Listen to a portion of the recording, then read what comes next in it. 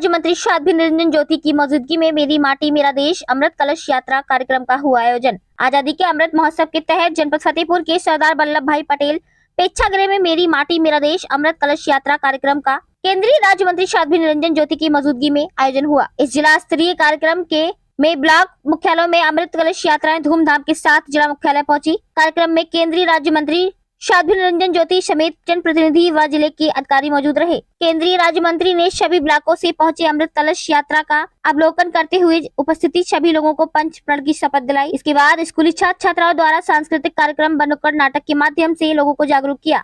इसके अलावा साध्वी निरंजन ज्योति ने पत्रकार शिरोमणि अमर शहीद गणेश शंकर विद्यार्थी जी की जयंती पर उनकी प्रतिमा में माल्यार्पण कर नमन किया। जनपद फतेहपुर से संवाददाता रिजवानुद्दीन के साथ।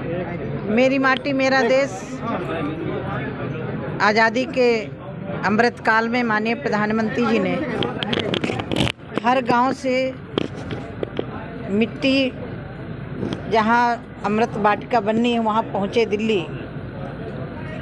उसके अतिरिक्त हर गांव में 75 पेड़ लगाए जाएं शहीदों के नाम से।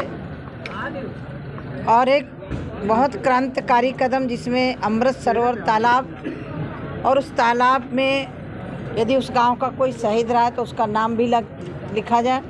उसके अलावा हर ग्राम पंचायत में शिला फलकम जो लगाए गए हैं, इसी बहाने गांव में जो शहीद हुए हैं, क्योंकि बहुत सारा रिकॉर्ड केंद्र सरकार के पास नहीं है, लेकिन गांव वालों को मालूम है कि इस गांव में कौन शहीद हुआ है, किसने माँ भारती के लिए अपने प्राण न्यौछावर किए हैं। उस गांव में उस शहीद के नाम से शिला फलकम लगना और ये आज़ादी के अमृत महोत्सव को एक 4 चांद लगाएगा। जब हम 100 साल पूरे आज़ादी के मना रहे होंगे, उस समय हमारे देश की जो अभी पैदा हुआ है वो 25 साल का होगा, और उस समय जब आज़ादी का अमृत महोत्सव मनाया जा रहा होगा तो वो बच्चा सोचेगा कि नहीं, मेरे देश से गांव से भी मिट्टी गई थी, मेरे ज़िले से भी गई थी, मेरे प्रदेश से भी गई थी।